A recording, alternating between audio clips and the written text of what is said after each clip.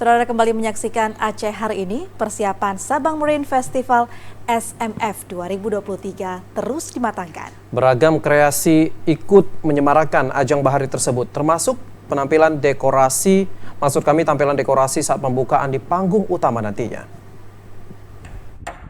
Ajang kegiatan Bahari Sabang Marine Festival tinggal beberapa hari lagi. Berbagai persiapan dimatangkan untuk mensukseskan acara di Pulau Weh ini. Sejumlah sarana pendukung kegiatan termasuk acara pembukaan di panggung utama nantinya akan dikemas semenarik mungkin demi suksesnya kegiatan ini.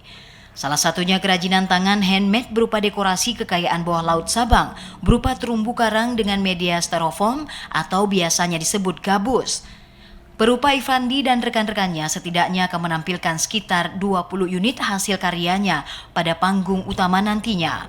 Perupa styrofoam ini menyebutkan baru pertama kali berkesempatan andil dalam ajang ini dan akan berusaha maksimal menampilkan yang terbaik demi suksesnya acara ini. Ini konsepnya kita main karang dengan terumbu karang. Karena konsepnya mungkin yang diambil ini untuk tahun ini bawah laut ya. Jadi kesan bawah laut. Jadi dekorasi ini diperuntukkan untuk di panggung utama lah.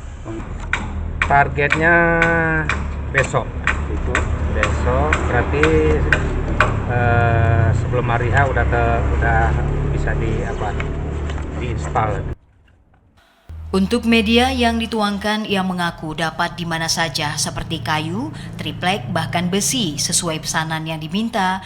Untuk pengerjaan masing-masing media memakan waktu yang berbeda. Pada ajang SMF kali ini, penuangan ide bisa bersumber dari berbagai latar termasuk internet. Perupa asal Banda Aceh, Irfandi mengaku sudah terjun di berbagai event yang diselenggarakan berbagai instansi di Aceh.